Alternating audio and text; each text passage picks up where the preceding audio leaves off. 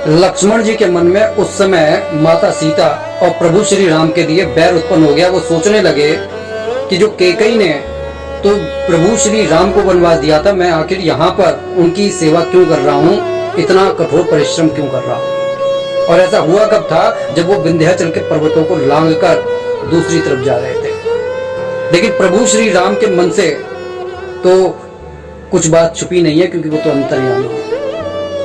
तब उन्होंने लक्ष्मण जी से कहा कि यहाँ की मिट्टी बहुत जो है अच्छी लग रही है, बहुत शानदार लग रही है, इसे एक कपड़े में बांध लो। तब आज्ञाकारी लक्ष्मण जी ने एक कपड़े में एक मुट्ठी उस मिट्टी को बांध लिया और वह जहां पर चलते रहे वहां पर उनके मन में यही भाव उठते रहे कि आखिर वह प्रभु श्री राम की सेवा कर क्यों रहे हैं। वो लक्ष्मण जिनके प्राण जो हैं, मतलब जिनमें प्रभु श्री राम के प्राण बसते थे, वो ऐसा विचार कर रहे हैं। आखिर ऐसा कारण क्या था।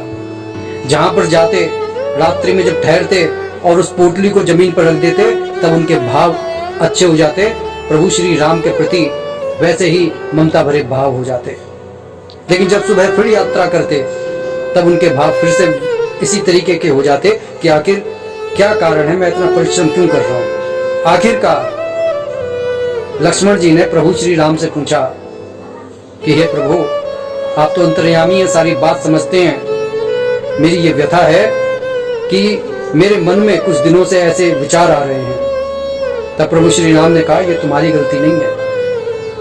ये जो मिट्टी है जो तुमने हाथ में पकड़ी हुई है, ये उस स्थान की है जहां पर दो भाइयों ने तप किया था, जो असुर थे, जिनका नाम था सुंद और उपसुंद।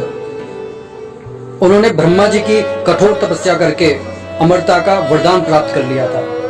लेकिन ब्रह्मा जी ने उन्हें ये वरदान दिया तो सही, लेकिन उसके साथ में एक बेरियर लगा दिया, एक बाउंडेशन लगा दिया कि मृत्यु तो सबकी होनी है, लेकिन अगर आपको कोई देवता नहीं मार सकता, कोई गंधर्व नहीं मार सकता, कोई मानव नहीं मार सकता, लेकिन अगर आप आपस में लड़ गए तो आपकी मृत्यु निश्चित है। उन दोनों भाइयों में अतः प्रेम था। उन्होंने कहा, हम तो आपस में लड़ेंगे नहीं, तो अब तो हम अमर हो गए। अब उन्होंने अपनी अमरता का मिसयूज करना शुरू कर दिया। उन्होंने इंद्र का सिंहासन छीन लिया। मानव और ऋषियों को उन्होंने बहुत अत्याचार करना शुरू कर दिया। अब जो देवता लोग थे वो ब्रह्मा जी के पास पहुंचे और उन्होंने कहा कि सुंद और उपसुंद ने परेशान कर रखा है, अत्याचार कर रखा है, हमसे हमारा सारा शान शौकत छीन लिया और अब तो सारे संसार का संचालन वो स्वयं चला रहे हैं। तब ब्रह्मा जी ने कहा कि अब क्या किया जा सकता है। जब तक उन दोनों में आपस में भिड़ंत नहीं, उन्हें कोई नहीं मार सकता, उन्हें नारायण भी नहीं मार सकते, ऐसा वरदान तो मैंने ही दिया है। तब ब्रह्मा जी ने कहा, तब देवताओं ने कहा कि भाई फिर तो आपको इसका जो है सॉल्यूशन भी करना होगा। तब ब्रह्मा जी ने सृष्टि, सारे संसार, सारे ब्रह्मांड के तिल तिल लेकर एक खूबसूरत अप्सरा का निर्माण किया, जिसका नाम था त्रिलोत्तमा। और वो त्रिलोत्तमा जो थी, वो वहीं पर जहां पर वो सुंद उपसुंद रह रहे थे, वहां पर वो विचरने लगी। जब उनके सौंदर्य को दोनों भाइयों ने देखा तो दोनों जने उनसे प्रणय निवेदन करने लगे। त्रिलोत्तमा ने कहा कि जो आप दोनों में शक्तिशाली होगा, मैं तो उसके साथ विवाह करूंगी। और तब दोनों भाई आपस में लड़कर मर गए।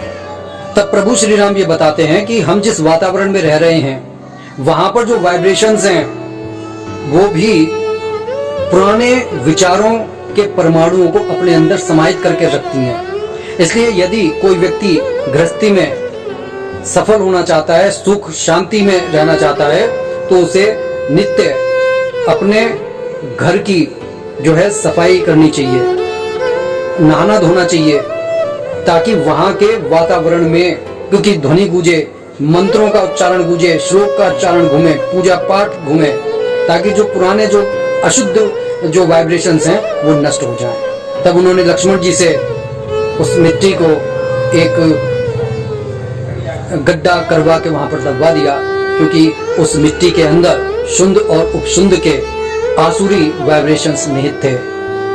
अब आप अंदाजा लगा लीजिए कि आज के ज़माने में जब अमेरिका ने जापान के ऊपर जो परमाणु बम फेंके थे, जिनका असर आज भी जापान में देखा जा सकता है, तो जो लोग ये कहते हैं कि ये कहानियाँ कपोल कल्पित हैं, जरा विचार करके देखिए, अगर ये कपोल कल्पित भी हैं तो ये कुछ शिक्षा देकर जा रही हैं जिन्हें हमें अंगीकार करना चाहिए।